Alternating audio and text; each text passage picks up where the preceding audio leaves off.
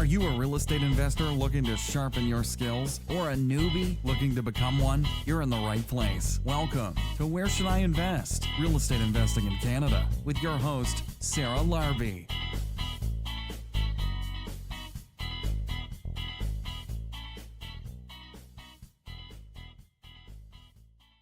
Voytek, James, welcome back again. U.S. Properties. You guys have been around now for a very long time, very successful in the Detroit area, but welcome back to the show. Hey, Sarah, it's always a pleasure to be here. We're thrilled to be back. Yeah, thanks so much for having us. We're very excited. Awesome. So Detroit has been a market, I think it has a lot of turbulence, right? At one point, like we were like in 2008, 2009, and it was, it was tough. And then you guys got in and really made something out of it. And that market, I think over, the years has definitely turned around.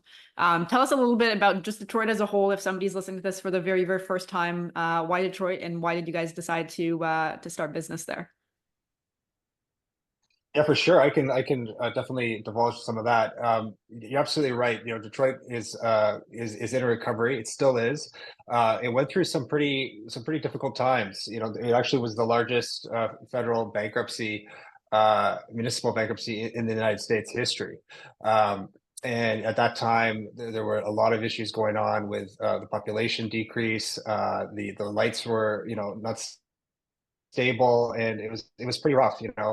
The U.S. government came in and carried out one of the largest bailouts in history of $8 billion just to sort of stabilize the city.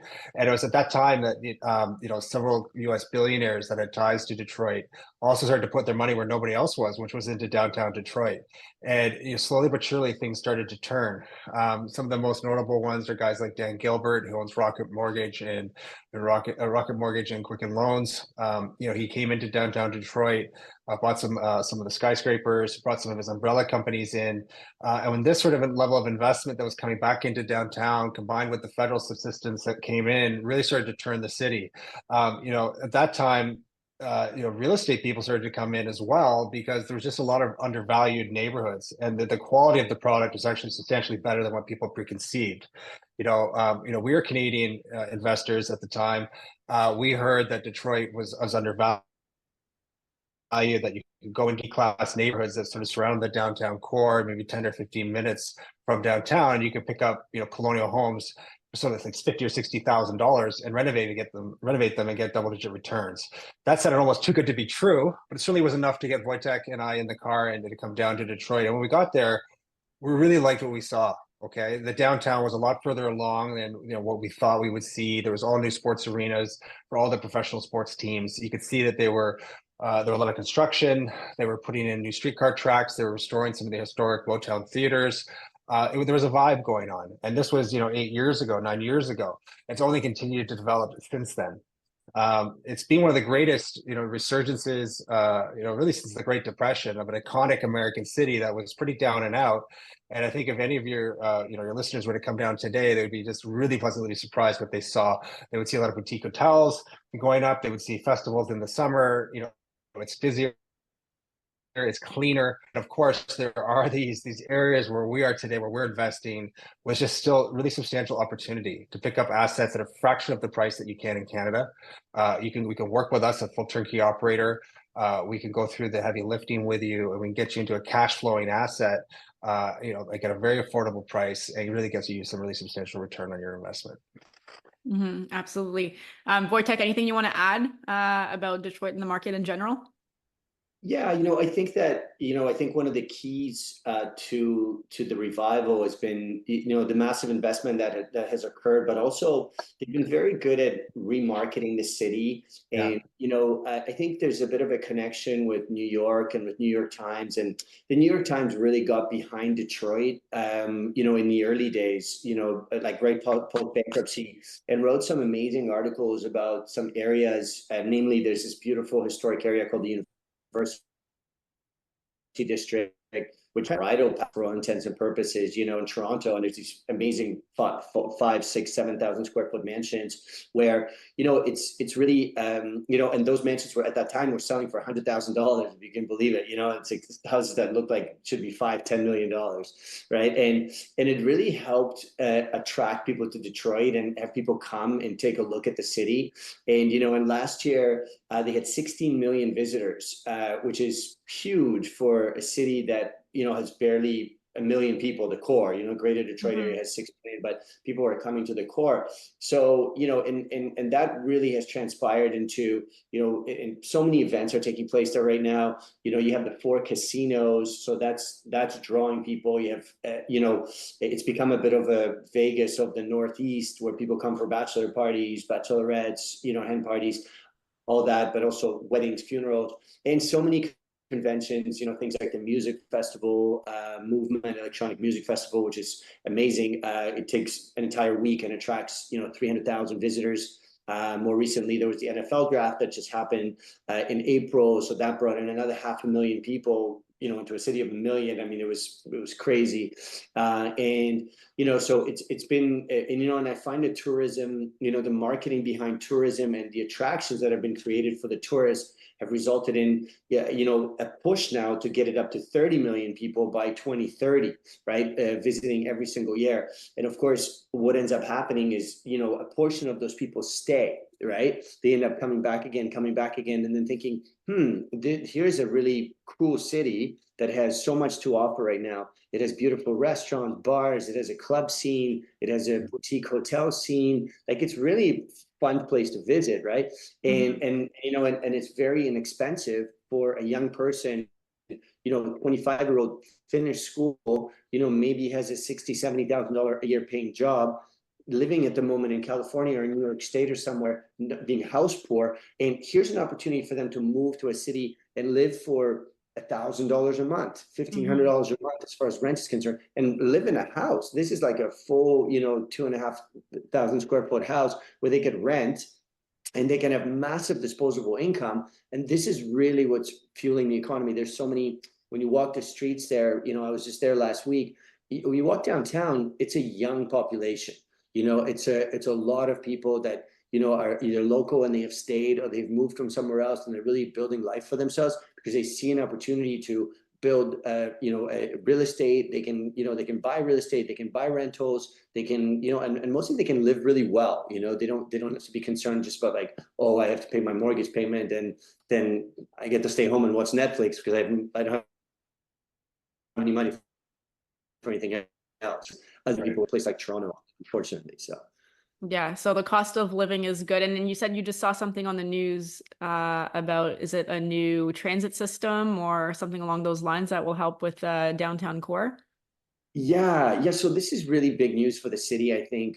You know, back, I believe it was just right after bankruptcy, I think 2014, they had began construction of a Q line, which is a private nonprofit streetcar. It was a free streetcar to ride for 3.5 miles. You know, like almost 6 kilometers along Woodward, and Woodward is kind of the equivalent of Yonge Street in Toronto. It's the main street that divides the city into the west side, east side, and runs all the way from the water for that 6 kilometers.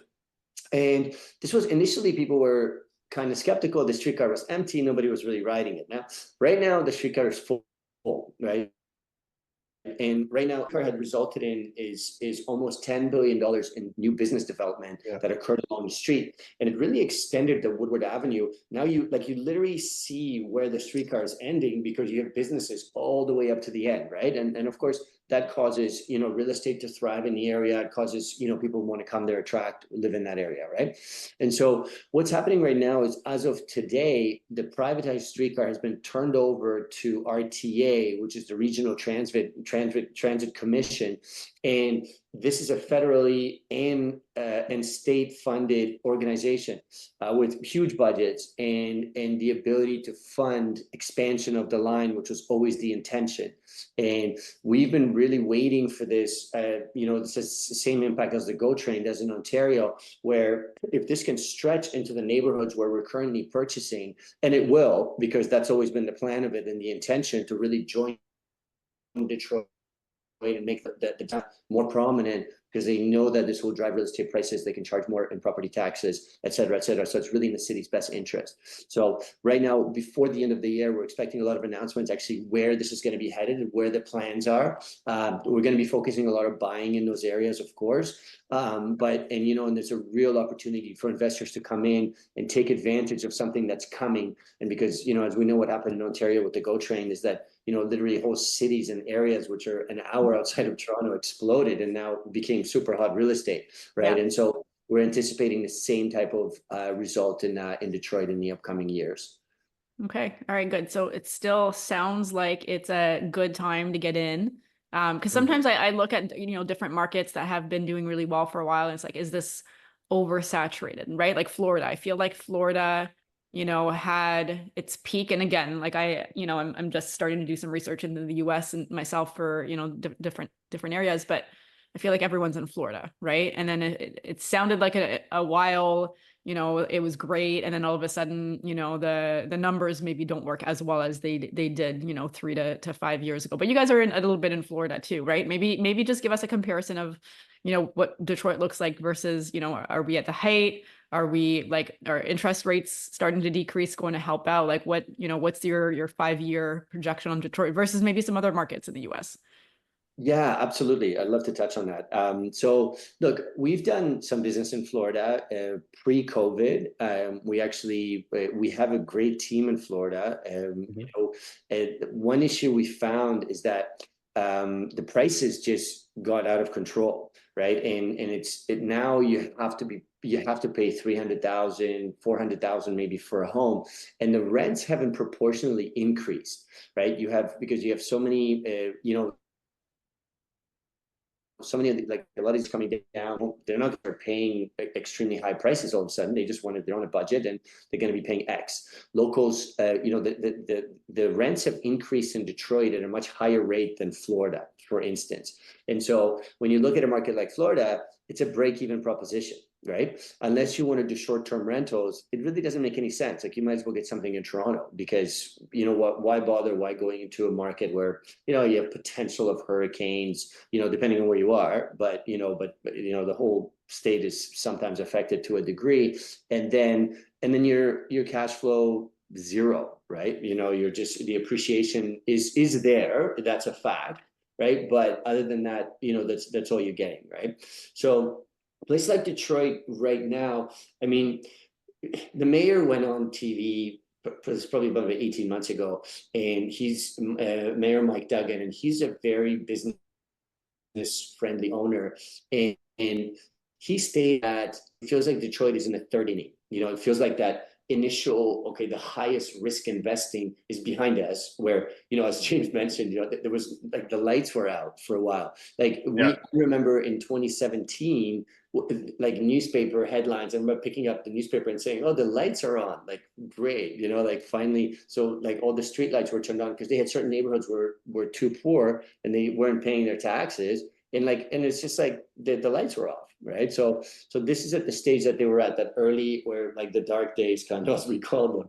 But now we're getting into that second phase where you have the infrastructure, you have a lot of locals with higher incomes, you've had all these people that have been moved over. Like, one thing I wanted to mention is like how solid the actual infrastructure is, and the people behind it, that it's not some bubble where it's just like, oh, it's a lot of hype, prices up because people got excited and people were talking about it, and but there isn't the money to sustain that, right? What Detroit's benefited from is that people are moving in, people with money are moving into the city, and and they have good jobs. They are being employed in Detroit. Dan Gilbert employs 40,000 people. So you have 40,000 people across 100 different companies that have now come in, and are making good money, and are spending the money in the local economy. And that is really, I think, the key to it. And, and on top of that, of course, you have the manufacturing and all that stuff, right? Mm-hmm. So, and the car making, and and that whole movement towards electric vehicles and autonomous vehicles and all that, that's also occurring. So what's interesting, I think, right now is that we've had 4 years of interest rates of rises, right? I can't believe it's been that long, but it's literally been going on for 4 years. And now the relief had occurred the first time on September 18th, 12 days ago. The U.S. Federal Reserve lowered the rates by 0.5%, right? And now they've also further discussed that at November 6th, which is coming up quickly, the second last federal meeting of the U.S. Federal Reserve, they're proposing another 0.5 point. Right. And on December 18th, there's going to be another 0.25 point. So we're going to be 1.5 points by the end of the year, which is unbelievable. Yeah. In 2025, they said another 1 full point. So we're almost going to be getting back to the good old days, right? And, and of course, Canada follows always, right? Because of the imports and oil and all that stuff. They can't be at a very high rate versus US at a very low rate. So they always follow suit. So I think what that's going to create is now, the prices, although they were steadily rising, they weren't rising at a crazy rate, like let's say in the last couple of years. Despite the fact that like Detroit is the #1 market in the US right now, we're expecting a lot more growth in the next 5 years than even we have in the last 5 years because of the interest rates. This 2% decrease in rates has a massive impact on returns, right? We're able to go from 7% to 10, 11% and leveraged 15%, 18%. I mean, this is what you're looking at, right? And so it's really an opportunity.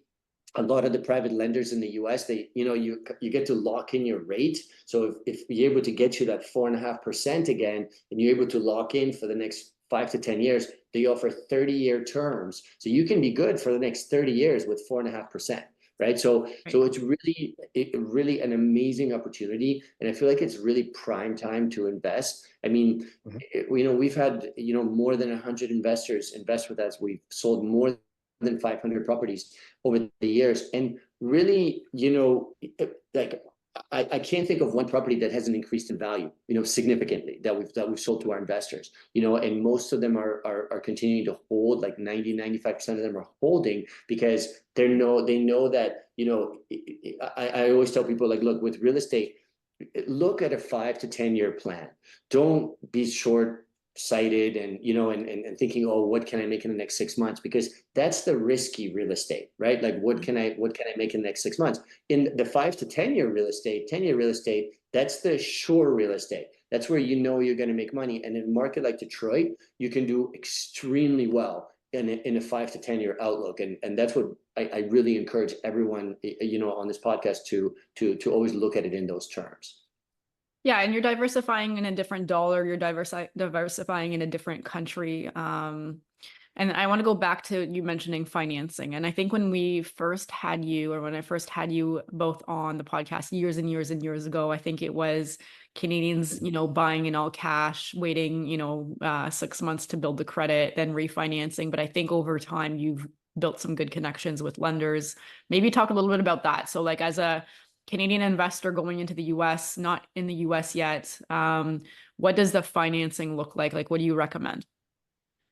Well, you're right. When we first started, 8 years ago, there wasn't as many options available. A lot of our investors came in with funds from Canada, either from life savings or HELOC or JV, and they would come in and they would acquire the asset outright. And then at that point, we would put a refi in 6 months after purchase. And the lenders were happy to do that because you own the asset. And that really became the entry point into US lending. And that's still, a very advantageous way to invest if you could do it, because you can pull all the equity back out and buy another home. So we have a mixture of people still doing that. But what has transpired, I would say mostly in the last 3 years, it's really opened up. So we can get an incoming investor from Canada, US financing right out of the gate. We have a really great relationship with a major US lender. We're dealing right with a loan officer and her loan processor. So it's quite a smooth process. It's not a lot of arduous back and forth. You come in, you get set up with proper US entity formation, which we help you with our Michigan attorney. We get you the EINs, which you need, which is the registration with the IRS, the US banking, which you need because as a Canadian, you're going to need a US bank account to put the down payment in before funding's approved. But that whole process sort of is something that we deal with on a daily basis. I really help the investors, guide them towards the lender. We are full turnkey operators, so you know, you can come in, you can consult with us. We can help you find the right property. You know, if we decide we want to move ahead, we help get you set up with with our U.S. attorney, with what would be for you to be successful in this investment, and then introductions are made to the lender. From there, you know, they're not going to really delve too much into your Canadian holdings. It really is asset-based U.S. lending. So what do they want? They want you to be set up, and I keep saying this over and over again, with this U.S. entity formation. They want to see the contract of the home, and they want the home to have a debt service ratio where it's cash flow positive with a mortgage on it. If you start to put those pieces of the puzzle together, you're going to get approved. You know, we really haven't had an investor come in and not get approved for this financing. You know, then the sort of loan opens, it goes into the processing mode. We go through the construction with Voytek and his contractors. Once that's ready, you know, we get an appraisal, right? We do some pretty basic stuff. We get you some insurance policy with loan numbers on it and a mortgagee clause, right? We show them your U.S. bank account. We get some ACH forms together for the mortgage withdrawal. And then, you know, as the thing processes in about 30 days, you transfer down the needed down payment and a bit of liquidity into the U.S. account. The deal's closed. So it's really from open to close 30 days. And now it's getting better than ever because the rates are coming back down to where we want them. Luckily, Detroit's a cash flow heavy market. It always has been. That's what initially drew us there. So we're yet to sell a house and it's not cash flow positive, nor would the lenders lend to it, right? Because it has to be. But it's just getting better. So as are our properties, right? As is the curation of the neighborhoods, as is the quality of the construction, right? As we've grown, things have gotten better, as has the lending, and now the lending's getting more attractive. It's pretty exciting. So just to go back though, just to clarify, is it 80% loan to value, 70% loan to value that the lenders will lend on? Yeah, it's 70% loan to value for a foreign national. It's just the way it is, you know. So it's a 30% down payment. Okay. But you know, when it's not a huge amount of money we're dealing with here. Yeah. So what's the average? What's the average? Like, let's just run through some. But the average down payment? Yeah, let's just run through like maybe an example of like one of the last few purchases that you've helped an investor with, just to get an idea, like how much is the actual house worth? What are the closing costs? Like, what do those look like if you don't? Okay, so look, I guess that the main stat of what we're selling here is I'm gonna just use an example of around $149,000 US, right? So you're coming in, you know, with a down payment of 30%, right, in cash. That house, you know, time and time again through the construction that we're performing on it, and just the neighborhood quality that we're in, we're getting some lift. It's not always huge, but there's some there right at purchase. I can't really remember the last time an appraisal came in at the purchase price, right? So it could be 10, it could be 15, it could be 18, $20,000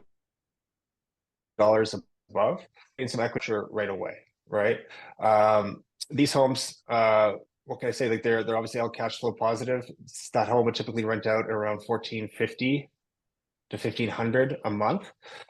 You know, your mortgage is absorbing, and the costs are absorbing close to 900 to 1,000 of that, and the 450 is cash flow positive with the mortgage, right? As the rates continue to lower, we'll be looking to refinance and lock into more cash flow for our investors, right? But that's a 30% down payment. The closing costs, of course, there's some lender fees involved, but you know, typically, you know, it's a neighborhood of what would you say, Voytek, like 5,000 to 6,000 total? Well, as far as the closing fees, you're looking at about 5,000 to 6,000, and you know, a lender will sometimes ask for an escrow of a couple $1,000s on top of that. And it's not really a cost, but a savings account for taxes and insurance, so they can draw on that, you know, as part of the mortgage. You know, so but that's, you know, and then in addition to that, you have some setup fees from the attorney for you know, just like $1,400. That's to form your two companies that you have, and also to apply for your EIN number, to prepare your operating agreement, and to file your taxes. Actually, at the end of the year, he actually includes 1 year of tax filing, that $1,400. So it's a crazy price. Like, he just does a real package for investors. I think some people who try to do it on their own are paying like $5,000-6,000 in Canada for the same setup, you know. So it's a really nice deal. And then, you know, and then you can go into a refi as early as 6 months. I mean, we've had some great equity lifts for our clients, some great stories. Like we had one client who bought a property for 220,000 and it appraised for 290,000 recently. We had another person, I find with these a little bit more expensive ones, you can get more of a lift, like a $20,000 property, like a $15,000 or $20,000 lift on average, as James mentioned. But when you get into like the 230s, 240s, we had one just at 239 right now that are priced for 275. So, like really like decent numbers, like enough that in 6 months time or 12 months time, let's say the market does another 10%, you could be really looking at a good refi at that point and pulling out that. I think the great thing about a market like this is that you don't need to make $200,000-$300,000 in a lift in order to be able to buy another property, right? And I think this is a really key strategy that people need to keep in mind in a market like Detroit, that even if you're able to pull out 30,000-40,000 from that property in 12 months time, I mean, that's another property, right? And you really have to, when I really looked at the market, because we came in as buyers, just investors, we just wanted to make some money, make some, cash flow on the properties and long-term some equity, right? And so we were really, when I really did a spreadsheet on it, I always looked at it, I said, okay, well, what if I refi every 12 to 18 months and pull out whatever equity is? Let's say, you bought 10 properties at the beginning and you put down that, whatever, $500,000 to do that or whatever it was, right? And then what does that look like in 10 years? Like in 10 years, if you're refining every 18 months, pulling out equity and buying out another one. And that's really the strategy that is so unique to a market like Detroit, where, the prices aren't high and you have an extra $20,000-$30,000 from somewhere else that you're able to save or put together. Well, that's another property. And it's just like, how many of them can you buy and what does that exit look like in 10 years, if you get excited if you really make that projection for yourself. For sure. Now, these are all US dollars, right? So like the legal costs that you mentioned, like we just had like the cost that like these are US dollar amounts. So you got to, look at the Canadian conversion into the US dollars. But so how does it work? So let's just say, you fast forward, you find the property, you buy it for a good deal. What is the business model? Is it like a small burr, essentially like a single family to single family? You're just kind of putting, some more cosmetic renos. Walk us through what that looks like. I know you're looking for some lift, but I don't think it's the same as in Canada where like, for a lot of us, what makes sense now is converting to multiple units in a house if you can. I think the Detroit market, like every market, right, has their own like strategies that might work better than others. And I think it sounds like it's quite different out there. Yeah. So, I mean, look, we're not expecting our investors to do any work on the properties. Like we know that, look, you're dealing with a market that's four hours away. You don't have your own contractors. You don't, it's just complicated, right? So we do the burr for you essentially right on purchase. So, I feel that, a customer is buying from us a turnkey, completely finished property with some equity in it already. Okay. So as James mentioned, that $149,000 house, even when you buy it, you might get a $170,000 number right away. Right? Now, lenders were going to ask you for 6 months, 6 months of, of seasoning before you can refi. So that's the minimum amount you have to wait. I mean, do I recommend everybody does it in 6 months? Probably not. Like I would probably wait 12 months, realistically, maybe 18, like depending on where you want to be and where the market is. But we can certainly give you an idea, and certain pockets are better than others. And so if your intention is to do that, then let us know right off the bat. Some investors just want, cheap, right? And they want to go into $100,000 bungalow because that's our kind of like entry level product, and they only want to spend 30,000. And they're not looking to burr, they're just looking to hold, right? And earn their cash flow and et cetera, and then exit at some point, right? Investors who do want to burr, we tell them, look, tell us that. And then we'll find you specific properties that we feel have the most equity. And, and we may steer you towards a $200,000 property or $220,000 property because we know that one's going to have a $50,000 lift by the time you go to refi. And hey, 50 grand is very decent, right? And then, and you get a higher rent tenant, you're in a better neighborhood or bigger house. And with those types of assets, I mean, the appreciation is higher, right? Like they're often closer to downtown, higher rents, etc. So you can do really well with those. But yeah, I find like the frequent refis is the way to go there. Like we refi a personal portfolio usually every 2 to 2.5 years at this stage, you know, sometimes 18 months for some of them, depending on what they are. And that's where we really had the most success, and just keep buying them, keep picking them up, and you know, and keep really to have Section 8 tenant in there too, that stable government paid, because that prevents adventures, and really it gets you, you know, gets you very stable cash flow with where you can increase. You can, you know, every single, you know, year or two, you can ask for an increase from Section 8, avoids turn costs. You know, you really are just riding that voucher with that client, with that tenant, you know, and getting like a stable return long term.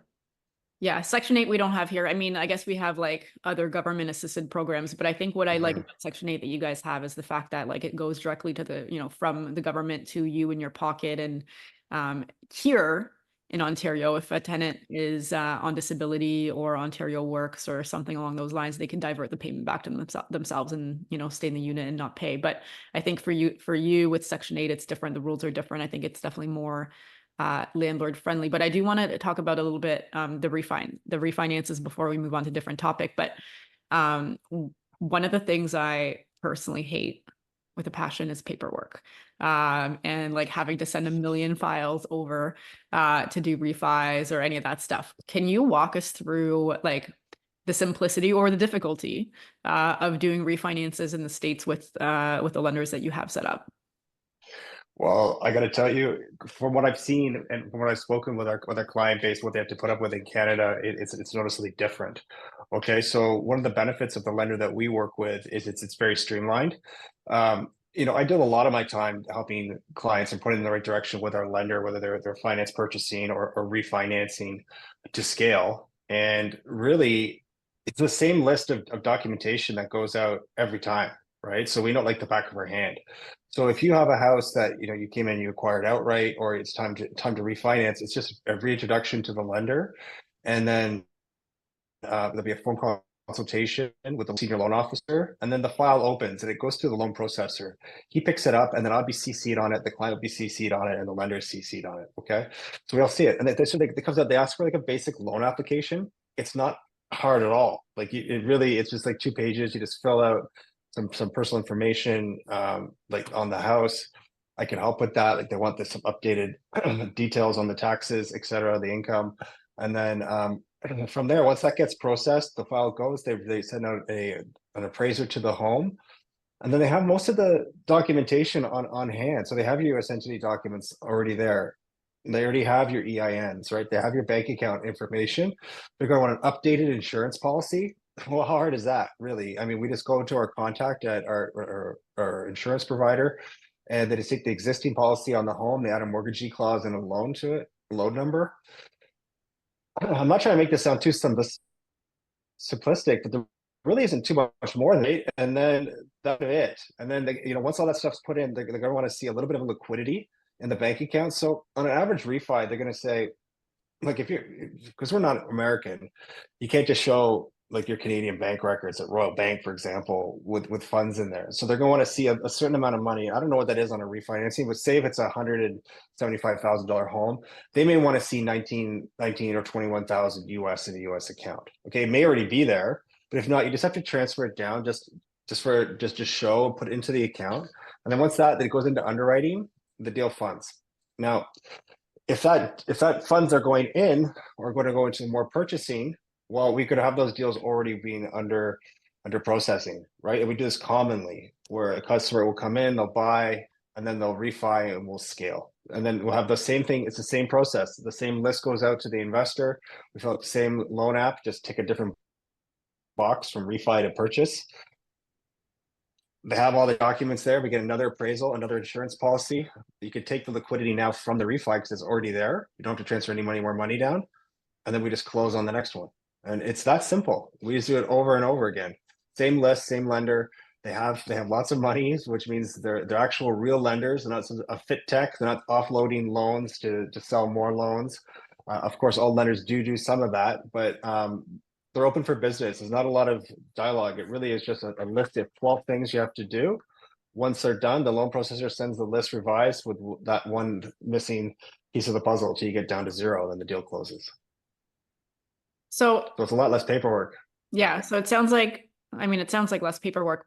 It also sounds like it, you can scale, and they don't necessarily look at your T4 income as an example, but they're looking more at the property itself from what you're mentioning. Nobody's gonna tap you on the shoulder and say that's it. For business, that's right. So they're really just looking at the homes. You can scale inevitably, indefinitely, should I say. Really, do you have the down payment? Does the house cash flow positive? If the answers are yes to all this, you're set up correctly, you're coming through through us, you can just keep doing it over and over again. You can do 100 of them, 1,000 of them if you want.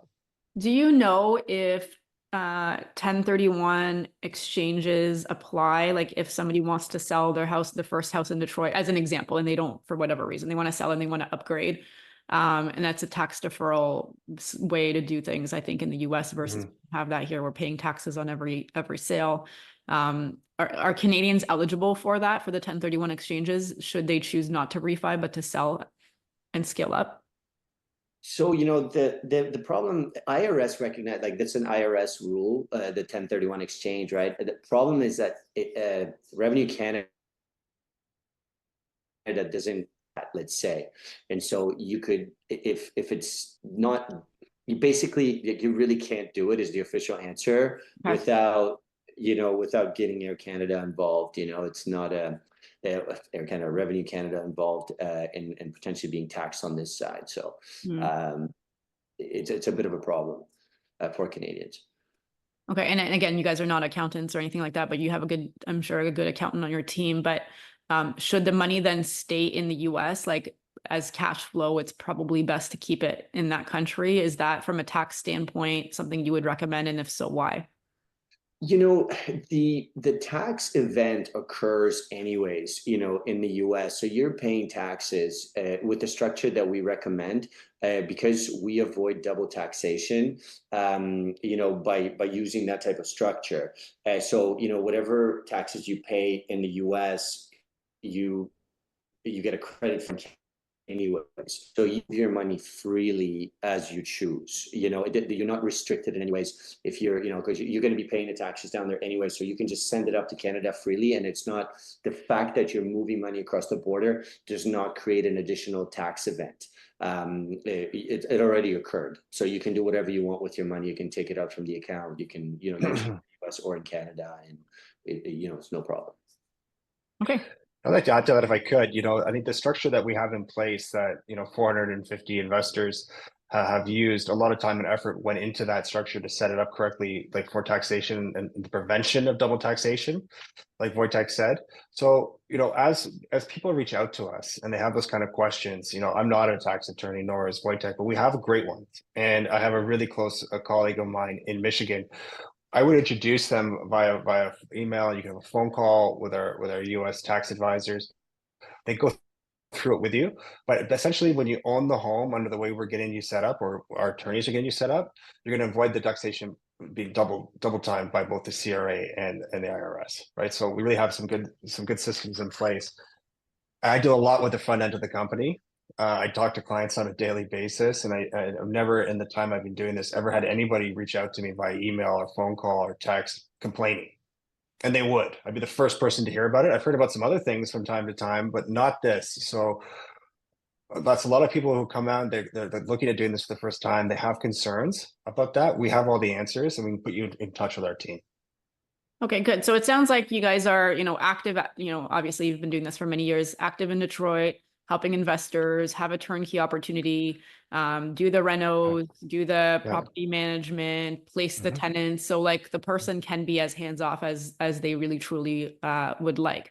Now, if somebody wanted to just do a part of it and not all of it, is that something you also do? Like if they wanted to do their own property management, or, I mean, maybe they might want to, who knows, but do you offer the whole package? Is it all or nothing, or could it be? No, I mean, Voytek can allude more to this, but I mean, look, you're absolutely right. We are a turnkey operator. So we typically will do the renovations and prepare the house to be sold fully turnkey and rent ready. But from there, if an investor comes in, and sometimes it happens from time to time, we're dealing with an investor, an American investor at the moment, she wants to use her own property management, right? So that's fine. I mean, nothing is set in stone. We're willing to work with you, and it is as hands off as you want. But some people do want to be more hands on, and we're happy to to go with that and help you acquire the home, and hopefully more than that. But if you want to use your own property management and be more involved there with the tenanting process, that's no problem. Can I ask one Yeah, more thing about? Oh, sorry, go ahead. I was gonna say, like, does the short-term rental market work where you guys are buying? Or is it mostly just all long-term tenancies? For example, like, there are some areas that do have, hospitals demand for healthcare staff for furnished properties. Have you looked into any of that? And if so, is it something that you would recommend in the areas that you're looking at, you're buying into? 100%, 100%. We've delivered short-term rental assets to our clients. We know that they've been successful. There's obviously, when you do it yourself, I find if you're able to manage it yourself, you tend to get slightly better results. Like you get higher income for sure, and can be a little bit more hands-on with your guests, better communication, all that stuff. We also are working with a management company that manages 150 short-term rentals across the US, and they're mostly focused in Florida, but they do have a good team in Detroit as well, and they're expanding it. Short-term rentals are doing, it's a good market considering Detroit, in the sense that there isn't a lot of them, like there's only, I think, like 1,500 of them or something, like, which is not a lot for a city that size. And there's so many visitors, as we mentioned, there's those 17 million visitors that are continuing to come. So it's a good market to explore for sure.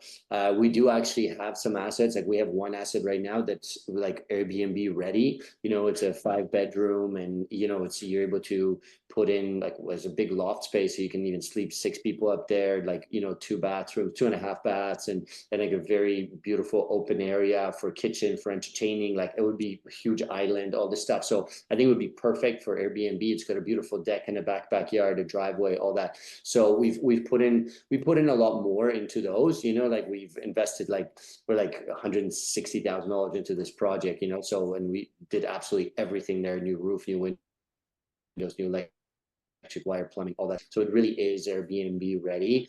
And so we do offer those as well. We're very happy to anybody who's interested in that market. We're very happy to get some of those assets. We do have 2 more that we're currently renovating that would also, we tend to go for the bigger houses with Airbnb, tend to get the 5 bedrooms, you can sleep 12, 14, 16, because then really the economics do kick in, and you can have 2 families, 3 families staying there. And, and really, Airbnb in Detroit is, it's like $300-400 a night for a house like that, right? So on a weekend, $500 a night. So you can make upwards of $5,000-6,000 a month, like on a single property, US, which is a nice pop. And but it does require those bigger homes, and that's really what we focus on. And we're able to deliver those, and people can run them as a short term or as a midterm, right? Like there's opportunities in both, but we know that the short term is definitely successful. Okay. And do you know if there's any bylaws or anything like that in talks to limit short-term rentals out there? There's been talks for years, right? And there always seem, I think the big pushback against any bylaws at the moment has been those tourism numbers, and really they don't have enough hotel rooms. Like the hotel rooms, you come to Detroit, it's like $500-600 a night for some of these boutique hotel rooms. Like it's crazy. It's like New York, Manhattan prices, right? And and when you get into a big weekend in Detroit, like, good luck. You're going to be staying maybe in the suburbs, or you have to stay at a Super 8 unless you book ahead, right? And so the casino hotels tend to have more availability, but it's tough. They're not cheap. And so when you have a family coming, you get 2 families coming. Like, let's say they have kids, now they need 4 rooms. There could be thousands of dollars just for a night, right? And never mind long stay. So when people are coming for 4, 5, 6, 7 days, they really look to short-term rentals. And I think that's when the bigger houses, the economics really kick in. So be very happy to show some of those assets to your listeners. Yeah, absolutely. I mean, look, I think it's going to be a little bit more hands-on, but from what I'm hearing from the initial conversations right now, it sounds like it could be lucrative in the right area, the right house in It the. is. Absolutely. So the area, Absolutely. And we do have some teams that we can help. Like we have like a really big, good cleaning company, for example, that can help our investors, and we can, we also have some maintenance people that, be willing to come out. And, we're working on expanding our team, like to, so they can use some of our, like, let's say check-in people, or like kind of like more contact on the ground. But really, that's all you need, right? Like that's, you don't need a huge staff. You just need the people that you do have to be good, Yeah, no, exactly. And especially a good cleaner, especially for the Airbnbs that understand replenishments, that understand, how to clean for an Airbnb, because it's quite different. That makes everything a lot easier.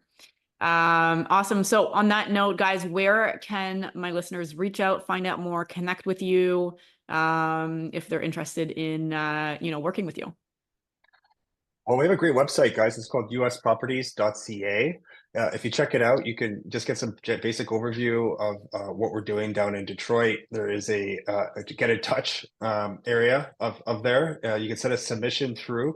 We get all of them, and I absolutely respond to all of them. So that's a great way to do it. Another way would be to email me at James Lloyd, LLOYD, at usproperties.ca. But 99% of people reach out through the website. So just go on the website, check it out. Go to get in touch, send us your email and phone number. I'll reach out to you. We can set a time and just have an initial discussion to see if this could be a good fit. Okay. All right. Awesome. Well, guys, thank you so much for being on the show again, and congrats on your success. Always a pleasure having you on, and seeing what the other side of the border looks like. And it sounds like there's still some very good opportunities, to be had in Detroit. So thanks very much for being on the show. Thank you, Sarah. Thanks so much. I really appreciate you having us. Thanks so much for listening to Where Should I Invest with your host, Sarah Larby. Make sure to listen in next time. We'll catch you on the next episode of Where Should I Invest?